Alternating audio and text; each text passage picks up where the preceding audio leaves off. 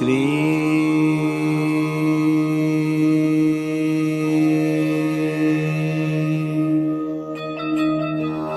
बाबा स्वामी नमो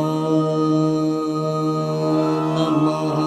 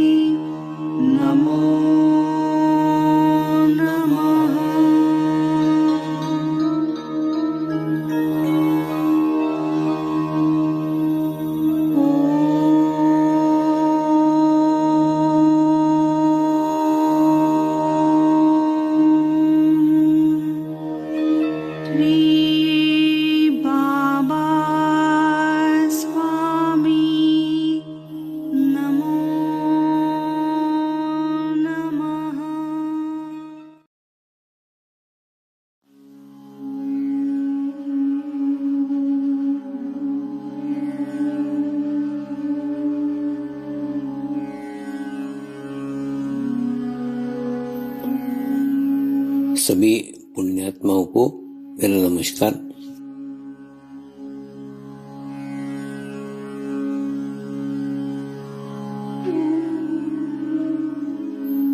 गुरुर्ब्रह्मा गुरुर्विष्णु गुरुर्देवो महेश्वरा गुरु साक्षात् परब्रह्म तस्मै श्री गुरुवे नमः।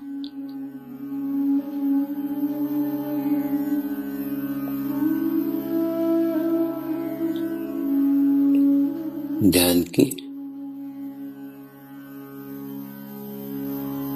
उस स्थिति में जाएंगे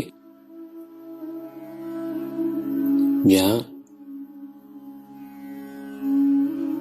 शरीर भाव पूर्णतः समाप्त हो जाता है।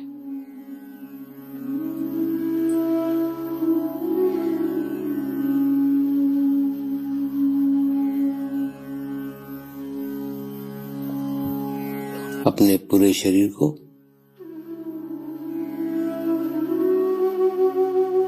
पूर्णतः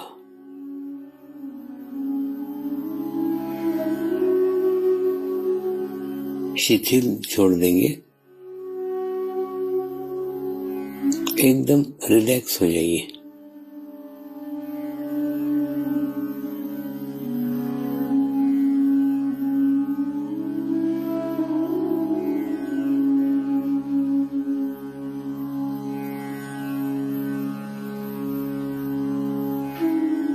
मेरे साथ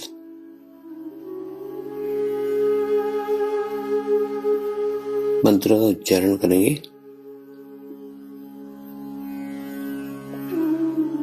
मैं एक पवित्र आत्मा हूँ।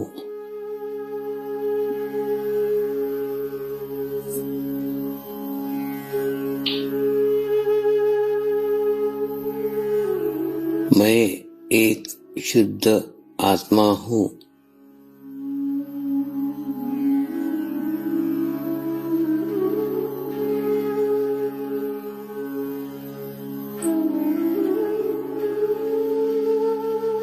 मैं एक पवित्र आत्मा हूँ।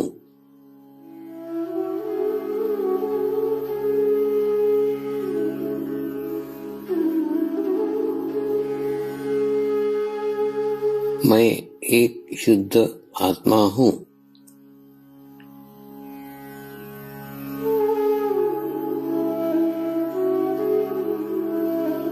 मैं एक पवित्र आत्मा हूँ।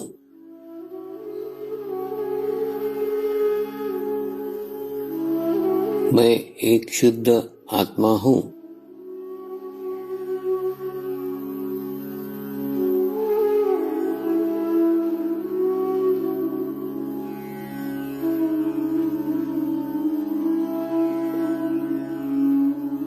अब इसी आत्मा भाव को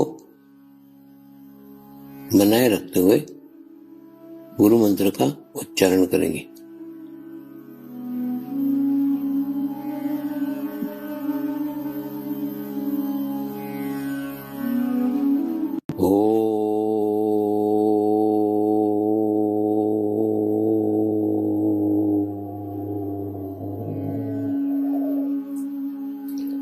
श्री शिव कृपानंद स्वामी नमो नमः।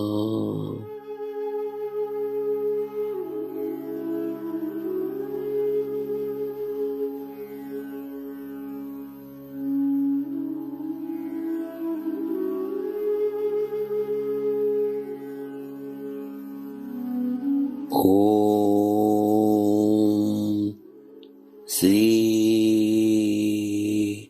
शिव कृपानंद स्वामी नमो नमः।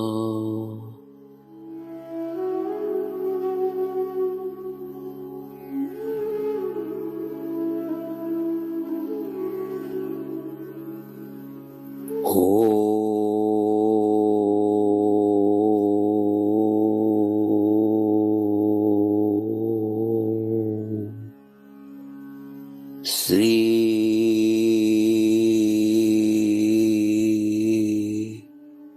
शिव कृपानंद स्वामी नमो नमः।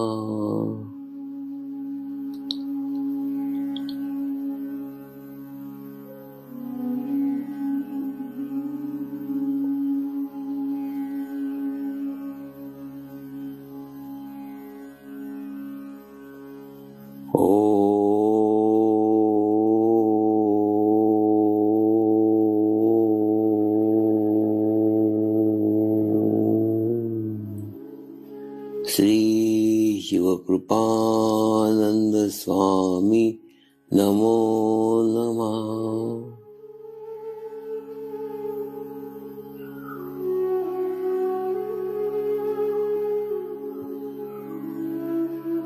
ओम श्री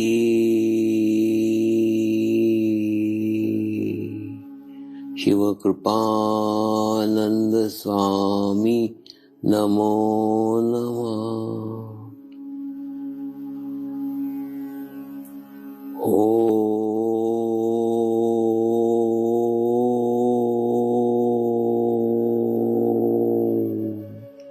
श्री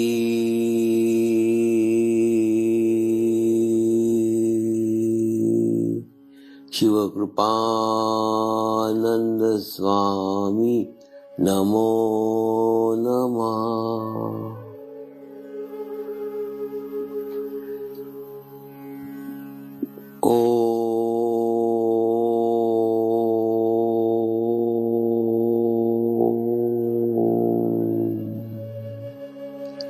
श्री शिव कृपानंद स्वामी नमो नमः।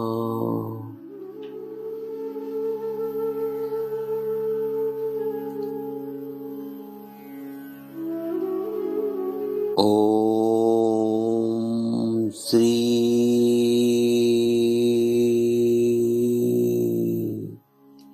शिव कृपानंद स्वामी नमो नमः।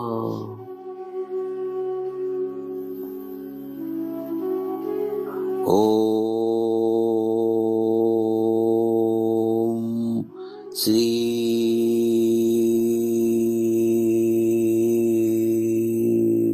शिव कृपानंद स्वामी नमो नमः।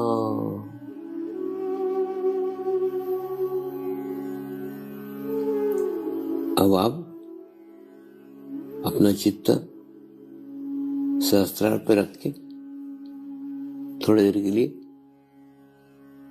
ध्यान में जाएंगे।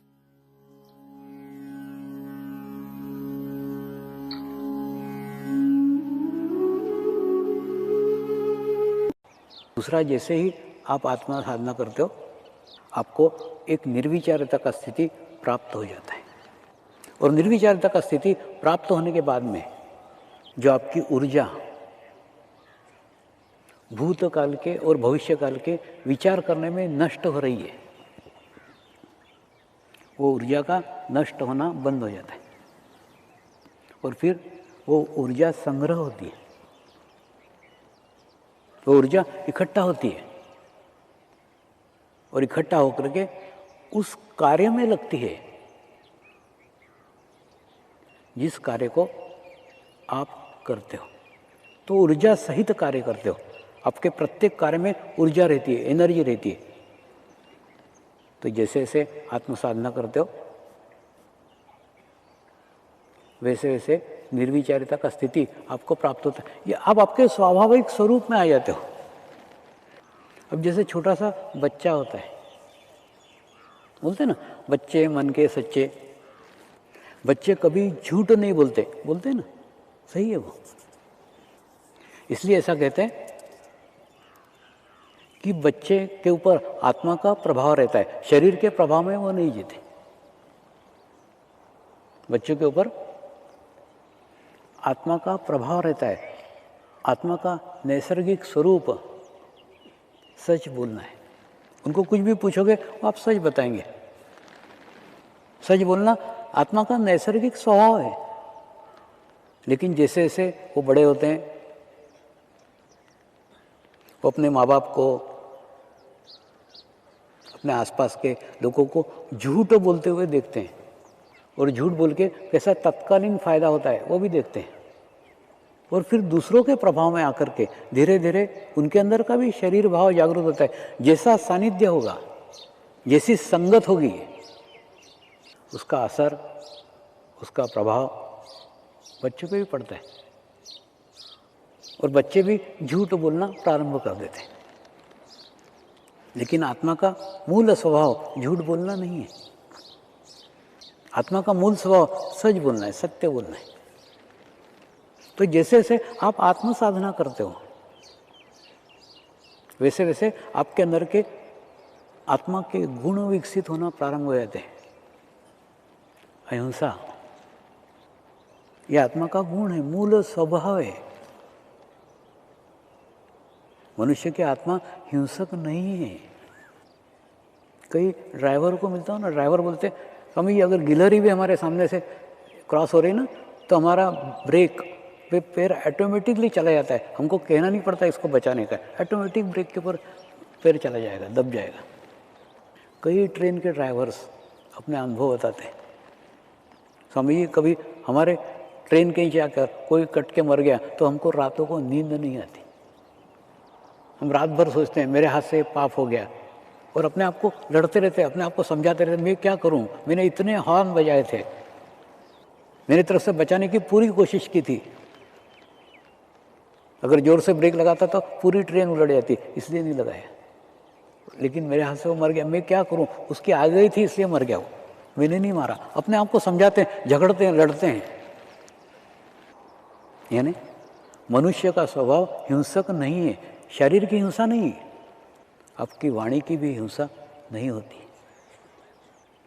तो जैसे जैसे आप आपके आत्मा के सानिध्य में जाते हैं, आत्मा के संगत में जाते हैं, आत्मा के प्रभाव में जाते हैं, वैसे वैसे आत्मा के गुण आप में विकसित होना प्रारंभ हो जाते हैं। आत्मा का एक बड़ा महत्वपूर्ण गुण है सहनशीलता। और सहनशीलता का संबंध केवल शरीर के साथ नहीं है। मैं उस शारीरिक सहनशीलता की बात नहीं कर रहा हूं, मैं उस मानसिक सहनशीलता की बात कर रहा हूं। आप आत्म साधना करते हैं तो आपकी मानसिक सहनशीलता भी खूब बढ़ जाती है। कोई दो बातें बोलेगा तो भी शांत होकर आप सुन लेते हो, उन बातों का आपके ऊपर कोई प्रभाव नहीं पड़ता। आज के जगत में इसकी बहुत आवश्यकता है, बहुत आवश्यकता है। सहनशीलता कम हो रही है। सहनशीलता इसलिए कम हो रही है क्योंकि शरीर भाव बढ़ रहा है, आत्म भाव कम हो रहा है। आत्म भाव का गुण सहनशीलता है। आज कोई दो बातें सुनने के लिए भी तैयार नहीं। जैसे जैसे बुद्धि का विकास होता चला जा रहा है,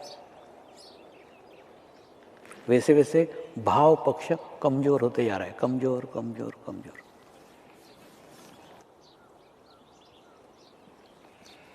होता है ना, इस असहनशीलता का प्रभाव लड़कियों के डिलीवरी में भी पड़ता है। कई बार साधिका की जब आत्मीय भाव की कमी रहती है तो वो डिलीवरी का भी पेन सहन नहीं कर पाती। वो डॉक्टर को खुद ही बोलती है कि नहीं, मेरा तो ऑपरेशन करा दो। डॉक्टर बोलता नहीं, इंतजार करो, नहीं मेरे को सहन नहीं हो रहा पेन। एकदम उस क्षण, उस स्थिति में एकदम अचानक सहनशीलता लाई नहीं जा सकती। और डॉक्टर को बोलता हूँ, क्यों इतने सीजरिंग ऑपरेशन करते, पहले तो नहीं होते थे। बोलते क्या करें स्वामी जी, लोग ही बोलते नहीं नहीं कर दो कर दो। हम इंतजार करने को तैयार है, पेशेंट ही इंतजार करने को तैयार नहीं।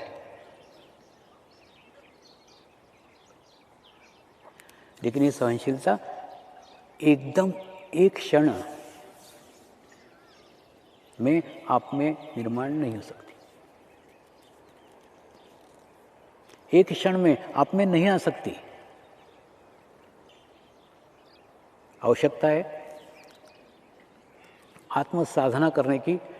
जितनी जितनी आत्म साधना करोगे उतना उतना शरीर भाव कम कम कम होता जाएगा। जैसे घुटने में दर्द हो रहा है लेकिन पता नहीं चल रहा है, हो रहा है। शरीर भाव कम है तो मालूम नहीं पड़ रहा है, आत्मा के प्रभाव में जीवन है, मालूम नहीं पड़ रहा है। आज जो समस्याओं का, प्रॉब्लम का, संकटों का ग्रस्त मनुष्य जीवन है, इस सब का कारण एक ही है, शरीर भाव खूब बढ़ रहा है। तो छोटी से छोटी घटना भी मनुष्य सहन नहीं कर पाता। तो अगर आत्म साधना करोगे तो सहनशीलता बढ़ेगी। दूसरा, गुणग्राहकता बढ़ेगी। गुणग्राहकता से मेरा आशय रिसीविंग से, आपकी ग्रहण करने की क्षमता खूब बढ़ जाएगी। आप शरीर से जितना ग्रहण करते हो उससे कई गुना ग्रहण आत्मा से कर सकते हो। आपके सामने कोई भी व्यक्ति आया, जैसे वो व्यक्ति आएगा, कोई भी व्यक्ति दुनिया में ऐसा नहीं है जिसके अंदर कोई गुण ही नहीं हो, कोई भी नहीं। प्रत्येक व्यक्ति के अंदर कुछ ना कुछ गुण छुपे हुए हैं। तो जैसे आपके अंदर गुणग्राहकता बढ़ती है, आपके अंदर रिसीविंग बढ़ती है, आपके अंदर सकारात्मक लेने की ऊर्जा बढ़ती है, तो जैसे ही कोई व्यक्ति आपके सामने आएगा आप तुरंत तो खोजोगे, तुरंत ढूंढोगे इसमें अच्छा क्या है, और उसकी अच्छाइयाँ, उसके गुण के ऊपर आपका चित्त जाएगा और गुण ग्रहण करना प्रारंभ कर दोगे। मधुमक्खी रहती कि नहीं, सब फूलों से, इस फूलों पे गई रस चूसा, उस फूलों पे गई रस चूसा, उस फूलों पे गई रस चूसा, सब जगह से इकट्ठा करके शहद इकट्ठा करती है। वो स्वभाव आपका हो जाएगा। अब मधुमक्खी को गुरु बना दो कि प्रत्येक व्यक्ति, जो भी व्यक्ति सामने आए उससे आप ग्रहण करो, उससे आप लो, उसके अंदर का क्या अच्छा है। ये गुणग्राहकता आपकी आत्मा ही विकसित कर सकती है। लेकिन ये सब एक दिन में, एक क्षण में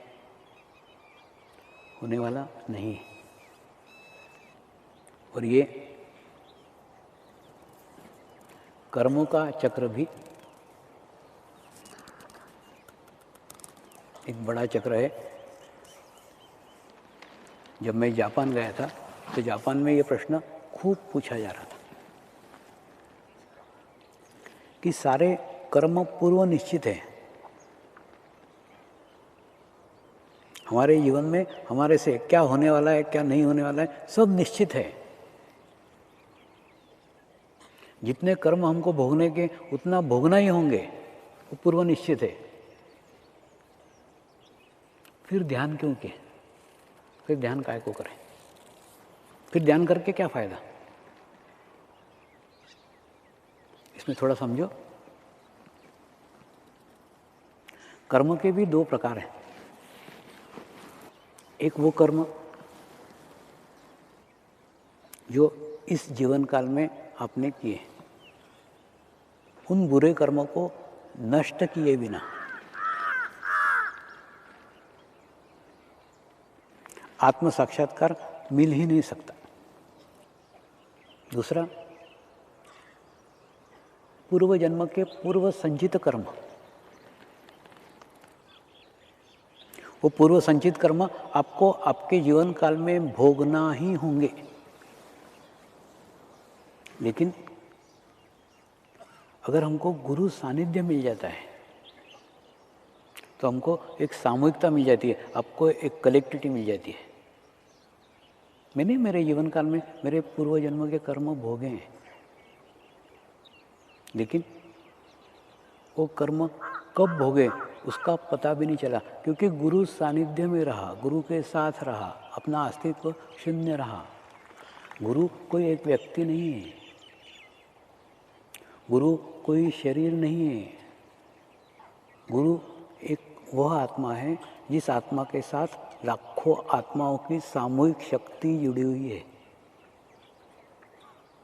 इसलिए गुरु देखने की चीज नहीं है, गुरु अनुभव करने की चीज है। आइए आप भी उस आत्मेश्वर के दर्शन करो जिस आत्मा का निर्माण ही, जिस आत्मा का जन्म ही लाखों आत्माओं को आत्मज्ञान देने के लिए हुआ है। आज आप उस आत्मा को देखो जो आत्मा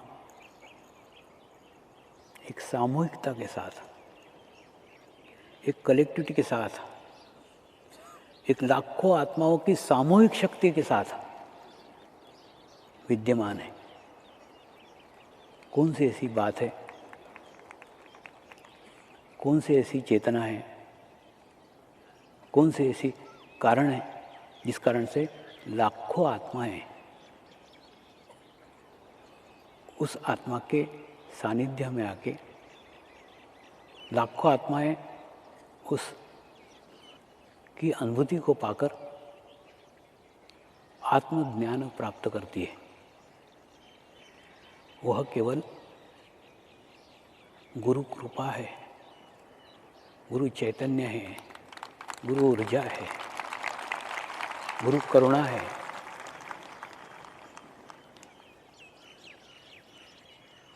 इसलिए आत्मा को देखो मत, आत्मा को अनुभव करो। आत्मा को आत्मा से ही अनुभव किया जा सकता है, आत्मा को आत्मा की आँख से ही देखा जा सकता है। ये शरीर की आँखें देखने के लिए सशक्त नहीं है, यह वह दिखा सकती है जो देखने का नहीं है। जो देखने का है उसके लिए भीतर की आँख खोलना होगी। अब आपकी वह तीसरी आँख खोलो जिस आत्मा से उस आत्मा का दर्शन हो जाएगा, और दर्शन होने के बाद में आपको अनुभव होगा, आपको अनुभूति होगी। कोई गुरु नहीं और कोई शिष्य नहीं, एक ही समूह है, एक ही सामूहिकता है, पवित्र शुद्ध आत्माओं की सामूहिकता। उस सामूहिकता में सब शामिल है, ना तू रहे ना मैं रहूं। हम उस स्थिति को अनुभव करें जहाँ मैं का अनुभव समाप्त हो जाता है, जहाँ तू का अनुभव समाप्त हो जाता है, और एक शून्य की स्थिति, एक शून्य की अवस्था प्राप्त हो जाती है। ये कर्मों के चक्र से निकलना खूब कठिन है, क्योंकि शरीर धारण करेंगे, शरीर से कुछ अच्छे कर्म होंगे, शरीर से कुछ बुरे कर्म होंगे और फिर अच्छे कर्मों का भोग भोगने फिर हम जन्म लेंगे, बुरे कर्मों का फल भोगने फिर हम जन्म लेंगे। इसमें से एक ही रास्ता है, इसमें से एक ही मार्ग है। वो मार्ग है आज की महाशिवरात्रि का दिवस आपके जीवन में वो क्षण लेके आए, आपके जीवन में वो स्थिति लेके आए जिस स्थिति में आप उस शून्य की अवस्था तक पहुँचे जहाँ पे कर्म ही बाकी न हो। वास्तव में जो कुछ जीवन में किया है उन सब कर्मों के लिए आज पश्चाताप कर लो, क्षमा मांग लो, परमात्मा से क्षमा मांग लो। जो कुछ किया है, जो कुछ मेरे माध्यम से हुआ है, मेरे द्वारा हुआ है, उस सब के लिए मैं हृदय से क्षमा मांगता हूँ। क्षमा से अच्छा पवित्र होने का कोई साधन नहीं है। और अपने आप को भी क्षमा कर लो। हो सकता है कहीं तुमको भी तुम्हारी आत्मा को चोटती हो, ये कार्य तुमने बहुत गलत किया, ये कार्य करना नहीं था, ये कार्य क्यों किया। उस कार्य के लिए अपने आप को भी क्षमा मांग लो, अपने भी लिए क्षमा मांग लो, सबको क्षमा कर दो, सबको माफ कर दो और अपने चित्त को शुद्ध और पवित्र करो। सबको क्षमा करोगे तो ही क्षमा मांगने के अधिकारी आप हो। क्षमा मांग लो, क्षमा कर लो और उस शून्य की अवस्था को प्राप्त करो और उस परमपिता परमेश्वर पे पूर्ण विश्वास रखो। वो दया का सागर है, उसको दया का सागर बोलते हैं। शिव से अधिक दयावान करुणा सागर कोई नहीं है। आज उसका दिन है, आज उससे जो मांगोगे वो मिलेगा। आज मांगो और शंका मत करो। शंका फिर आपको आपके शरीर के स्तर के ऊपर लेके आएगी। मैं उसको क्षमा करूंगा, होगा कि नहीं होगा, ये शंका मत करो। मैं परमात्मा से क्षमा मांगूंगा, मुझे क्षमा करेगा कि नहीं करेगा, ये शंका मत रखो। उस परमात्मा की दया की शक्ति के ऊपर पूर्ण विश्वास रखो कि आपके सब गलतियों के लिए वो आपको क्षमा करेगा, आपको माफ करेगा। और आज कर्म मुक्त हो जाओ, उस स्थिति को पहुंचो जो कर्म मुक्त स्थिति है। वह मोक्ष की स्थिति है, जिस स्थिति में पहुंचकर मनुष्य को पाने के लिए कुछ भी नहीं रह जाता। इसके बाद में जीवन में कभी कोई बुरा कार्य मत करो। आज शून्य की स्थिति हो गई, जीरो, डेबिट क्रेडिट सब बैलेंस, शून्य की स्थिति। और उस स्थिति को बनाए रखो, कोई बुरा कार्य मत करो।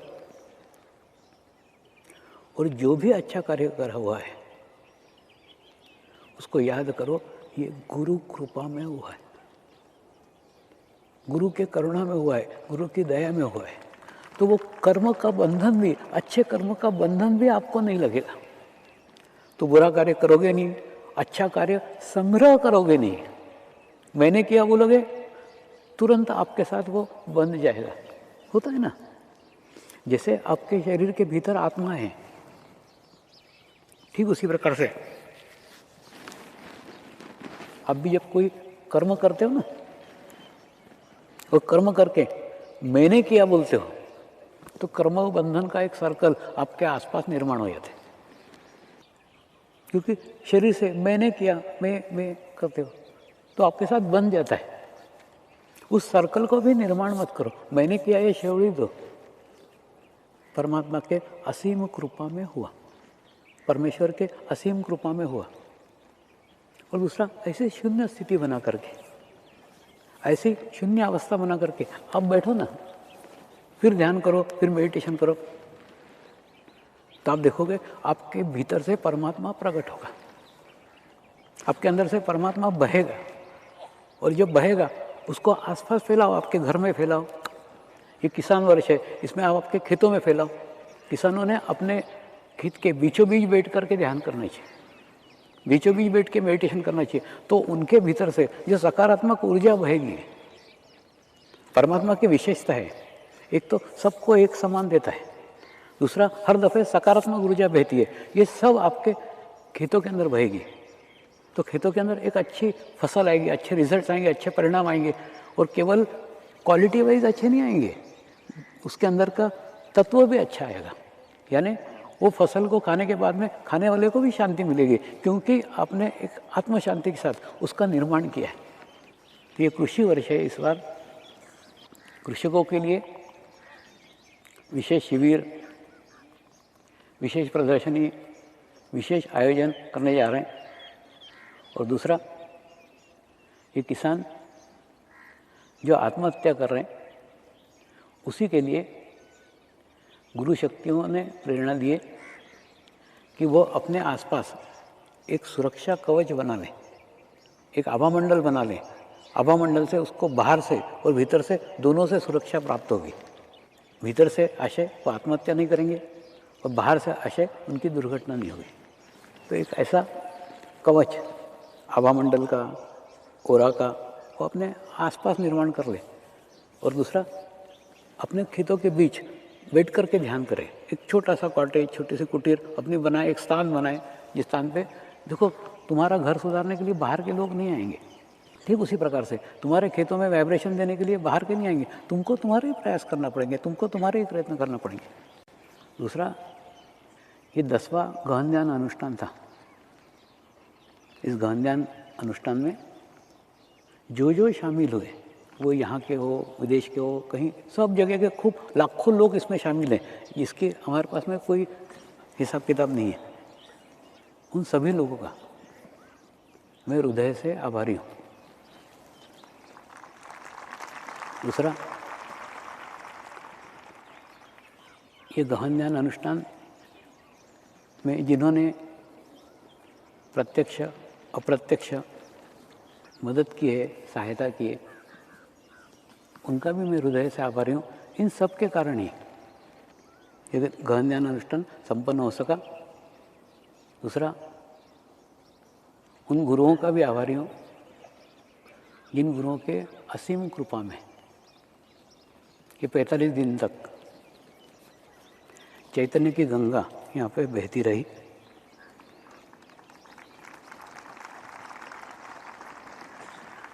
दूसरा, विशेष व्यक्तिगत आभार मैं गुरु माँ का व्यक्त करता हूँ।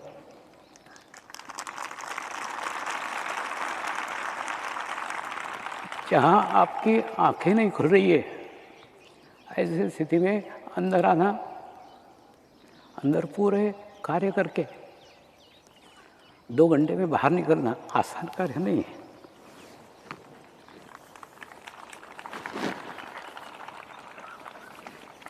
दूसरा, मेरे अंदर की स्थिति खूब विचित्र रहती है, विचित्र रहती है। जैसे तुम जाते हो कि नहीं, चींटियों के घर को जाके शक्कर डालने जाते हो। चींटियों के घर कहाँ है, मैदान में ढूंढोगे, कहाँ कहाँ चींटिया घर है, वहाँ है। अच्छा, वहाँ जाके शक्कर डाल दी, वहाँ जाके शक्कर डाल दी। वैसा मेरा कोई एक स्थान नहीं था अंदर कि जहाँ ध्यान करूँ। मैं कहीं पे बैठता था, कहीं भी जाता था। और दूसरा, अगर सामने चीज़ दिखी तो याद आता था कि खाने का है, नहीं दिखी तो नहीं याद आता था। तो प्रत्येक चीज़ कांच के बरनी में रखना पड़ती थी कि दिखे। फल रखा है तो कांच के बरनी में, खाने का कुछ रखा है तो कांच के बरनी में। ऐसी बरनियाँ खूब जगह जगह जगह फैल गई थी वहाँ, क्योंकि खूब जगह जगह बैठता था। तो एक जगह निश्चित नहीं थी कि इसी स्थान पे बैठूंगा। तो जैसे रहता है कि नहीं, माँ बच्चों को नहीं बोलती ये खाता है क्या, ये नहीं खाता है, ये खा, ये नहीं खाता है, ये खा। वैसे वो मैंने कहाँ क्या क्या रखती थी, और मेरी अलग अलग स्थान अलग अलग जगह बदलते रहते थे। दूसरा, ऊपर जाना खूब आसान रहता है, नीचे आना खूब कठिन रहता है। तो जैसे पतंग खूब ऊपर जाती कि नहीं, उसके बाद में धागा उसको खींच के नीचे लाता है, वैसे मेरी अंदर की स्थिति रहती थी। एक दिन पतंग खूब बम्बोले हो गई थी, पतंग उड़ाने वाले के हाथ से भी छूट गई थी वो, ऐसा सीधे था। बड़े मुश्किल से वो नीचे उतरी है। और जब नीचे उतरी ना, तो नीचे यहाँ का वातावरण बदल गया। उस दिन यहाँ खूब तूफान आ गया, आंधी आ गई, बरसात हो गई, ऐसा खूब प्रकार हुआ। जिस दिन एकदम जबरदस्ती से नीचे लाना पड़ा। तो उसको भी अंदर खूब परिश्रम करना पड़ते थे, खूब मेहनत करना पड़ती थी, ताकि एक ऐसी स्थिति बनाई रखी जा सके जिस स्थिति में बराबर महाशिवरात्रि के दिन पूर्णतः बाहर निकल सके। खूब कठिन है। ध्यान की उच्च स्थिति में जाना एक क्षण में जा सकते हैं, एक स्थिति में जा सकते हैं, लेकिन नीचे आना खूब कठिन है। तो ध्यान की केवल हम बात नहीं करते, आज हम ध्यान करेंगे, आज हम मेडिटेशन करेंगे थोड़ी देर के लिए। मैं चाहता हूँ कि महाशिवरात्रि का दिवस आपके जीवन में वो स्थायित्व लेके आए, जो स्थायी अनुभूति लेके आए, जो स्थायी अनुभव लेकर के आए, जो 45 दिन अनुष्ठान करके जो गुरु प्रसाद मुझे मिला है, वो सब प्रसाद मैं आज आप लोगों में बांटना चाहता हूँ।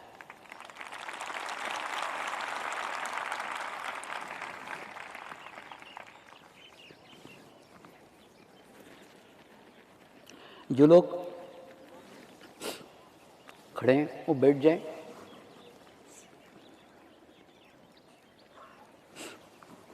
और जो अनुभूति प्राप्त हो गई उस अनुभूति को संभाल करके रखो, उस अनुभूति को संजो करके रखो। कुछ स्थायी अब आपके जीवन में ग्रहण करो, और ग्रहण करके आप अनुभव करेंगे कि जैसे ही आपको बाहर का अंदर का स्थायित्व प्राप्त होगा, आपको बाहर का भी स्थायित्व अनुभव होना प्रारंभ हो जाएगा। आपको जो दिख रहा है कि नहीं, बाहर स्थायी गुरु शक्तिधाम बन रहे हैं, वास्तव में वो भीतर का ही प्रतिबिंब है। भीतर जब स्थायित्व निर्माण हुआ, जब गुरु शक्तियाँ भीतर स्थायित हुई, जब गुरु शक्तियाँ भीतर स्थापित हुई, भीतर स्थिर हुई, वही बाहर प्रतिबिंबित हुई। मैंने बताया ना, जो आपके भीतर होता है, जो आपके अंदर होता है, वही परिस्थितियाँ, वही वातावरण आपके आसपास निर्माण हो जाता है।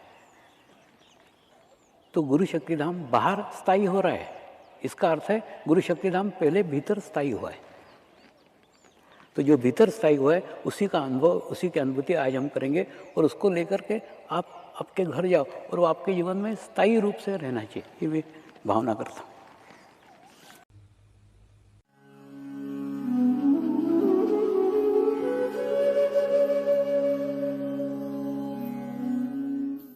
अब हम प्रार्थना करेंगे सभी आत्माओं की आत्म उन्नति हो, आध्यात्मिक प्रगति हो, यही हमारी प्रभु से प्रार्थना है। नमस्कार। जय आत्मेश्वर।